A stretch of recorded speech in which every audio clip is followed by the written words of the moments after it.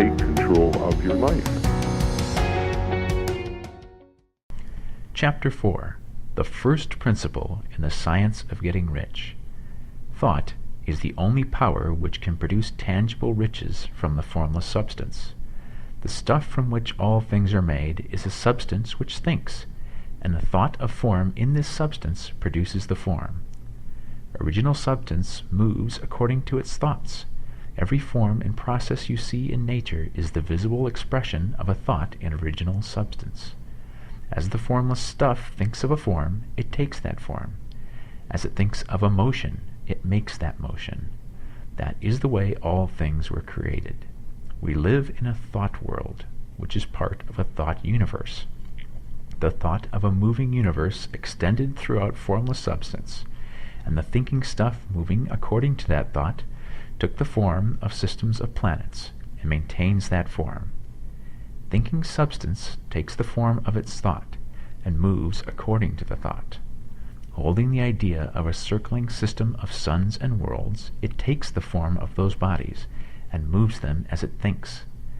Thinking the form of a slow-growing oak tree, it moves accordingly and produces the tree, though centuries may be required to do the work.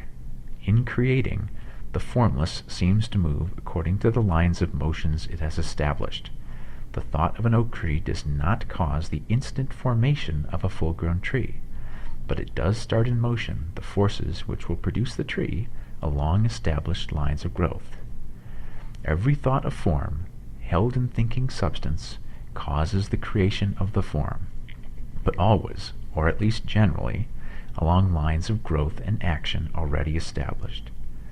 The thought of a house of a certain construction, if it were impressed upon formless substance, might not cause the instant formation of the house, but it would cause the turning of creative energies already working in trade and commerce into such channels as to result in the speedy building of the house.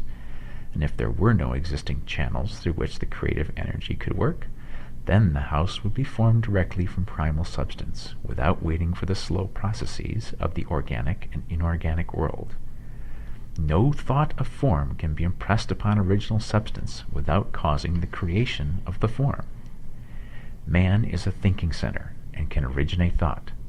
All the forms that man fashions with his hands must first exist in his thoughts. He cannot shape a thing until he has thought that thing. And so far, man has confined his efforts wholly to the work of his hands. He has applied manual labor to the world of forms, seeking to change or modify those already existing.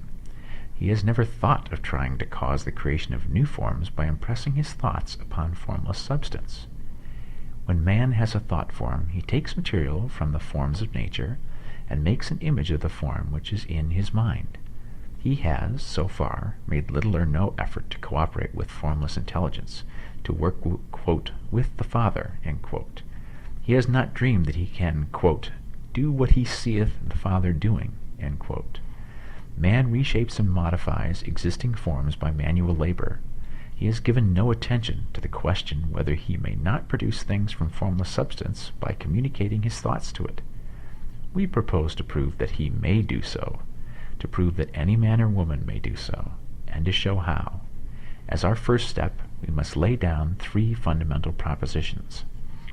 First, we assert that there is one original formless stuff or substance from which all things are made. All the seemingly many elements are but different presentations of one element. All the many forms found in organic and inorganic nature are but different shapes made from the same stuff. And this stuff is thinking stuff. A thought held in it produces the form of the thought. Thought in thinking substance produces shapes. Man is a thinking center, capable of original thought. If man can communicate his thought to original thinking substance, he can cause the creation or formation of the thing he thinks about. To summarize this, 1. There is a thinking stuff from which all things are made, and which, in its original state, permeates, penetrates, and fills the interspaces of the universe. 2. A thought in this substance produces the thing that is imagined by the thought. 3. Man can form things in his thought, and, by impressing his thought upon formless substance, can cause the thing he thinks about to be creative.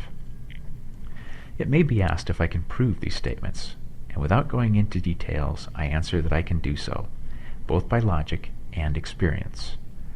Reasoning back from the phenomena of form and thought, I come to one original thinking substance, and reasoning forward from this thinking substance, I come to man's power to cause the formation of the thing he thinks about. And by experiment, I find the reasoning true, and this is my strongest proof. If one man who reads this book gets rich by doing what it tells him to do, that is evidence in support of my claim. But if every man who does what it tells him to do gets rich, that is positive proof until someone goes through the process and fails. The theory is true until the process fails, and this process will not fail, for every man who does exactly what this book tells him to do will get rich. I have said that men get rich by doing things in a certain way, and in order to do so, men must become able to think in a certain way. A man's way of doing things is the direct result of the way he thinks about things. To do things in a way you want to do them, you will have to acquire the ability to think the way you want to think. This is the first step towards getting rich. To think what you want to think is to think truth, regardless of appearances. Every man has the natural and inherent power to think what he wants to think, but it requires far more effort to do so than it does to think the thoughts which are suggested by appearances. To think according to appearances is easy. To think truth, regardless of appearances, is laborious and requires the expenditure of more power than any other work man is called upon to perform. There is no labor from which most people shrink as they do from that of sustained and consecutive thought. It is the hardest work in the world. This is especially true when truth is contrary to appearances. Every appearance in the visible world tends to produce a corresponding form in the mind which observes it, and this can only be prevented by holding the thought of the truth. To look upon the appearance of disease will produce the form of disease in your own mind, and ultimately in your body, unless you hold the thought of the truth, which is that there is no disease. It is only an appearance, and the reality is health. To look upon the appearances of poverty will produce corresponding forms in your own mind, unless you hold to the truth that there is no poverty, there is only abundance. To think health when surrounded by the appearances of disease, or to think riches when in the midst of appearances of poverty, requires power.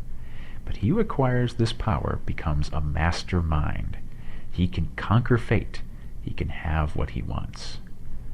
This power can only be acquired by getting hold of the basic fact which is behind all appearances, and the fact is that there is one thinking substance from which and by which all things are made. Then we must grasp the truth that every thought held in this substance becomes a form, and that man can so impress his thoughts upon it as to cause them to take form and become visible things. When we realize this, we lose all doubt and fear, for we know that we can create what we want to create, we can get what we want to have, and can become what we want to be. As a first step toward getting rich, you must believe the three fundamental statements given previously in this chapter, and in order to emphasize them, I repeat them here. 1. There is a thinking stuff from which all things are made, and which, in its original state, permeates, penetrates, and fills the interspaces of the universe. 2. A thought in this substance produces the thing that is imaged by the thought. 3. Man can form things in his thought and, by impressing his thought upon formless substance, can cause the thing he thinks about to be created. You must lay aside all other concepts of the universe than this monistic one, and you must dwell upon this until it is fixed in your mind and has become your habitual thought. Read these creed statements over and over again, fix every word upon your memory, and meditate upon them until you firmly believe what they say. If a doubt comes to you, cast it aside as a sin. Do not listen to arguments against this idea. Do not go to churches or lectures where a contrary concept of things is taught or preached. Do not read magazines or books which teach a different idea. If you get mixed up in your faith, all your efforts will be in vain.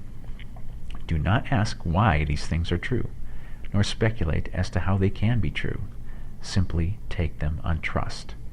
The science of getting rich begins with the absolute acceptance of this faith.